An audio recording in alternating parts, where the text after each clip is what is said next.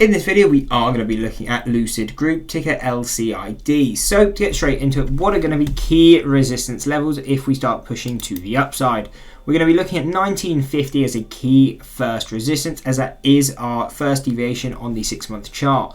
And what we can see really, since around May, since we've broken this level, this has been the key resistance that we haven't really been able to break out of. So if you are holding stocks long, then this could definitely be a key target to at least lock in some profits. Now, if you are looking for a move further, we would be looking at 250, 26.50, and then final levels taking us quite far out to around $33, $34, and then $40, $45, and a final level at $55. Obviously, a lot of these are very far out from where we are now. So if you're looking at a shorter term horizon on your trade, then we would pull out the shorter term time frames. And on the left we have a 10-day, on the right we have a 20-day, and these can give us levels closer to where we are now if you're looking more for day trades and or short term swings.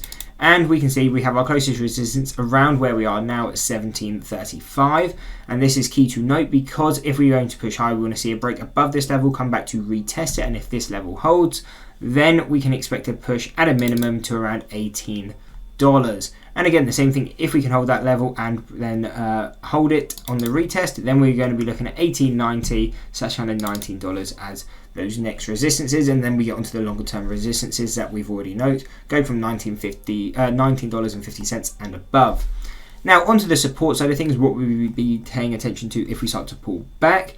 And really the key resistances, at least on the shorter term time frames, would be around 1650 to 1580. So again, as these are the shorter term time frame, if you were just looking for a quick day trade or very short term swing, then pay attention to these levels. However, if you are more on the investment standpoint or a longer term swing, and by longer term we just usually mean probably 2 or more weeks, then we would be paying attention more to the long term levels. And really the only ones we have is at $12.50, which is statistical mean on the 6-month, and then also going down to the $14.35, which is statistical mean on the 1-year chart. And these would be the key support levels that we'd be paying attention to. And if we could break below the 52-week low, and this would be quite unlikely, but we would have levels at around 1550 and 1425 as very far off support levels.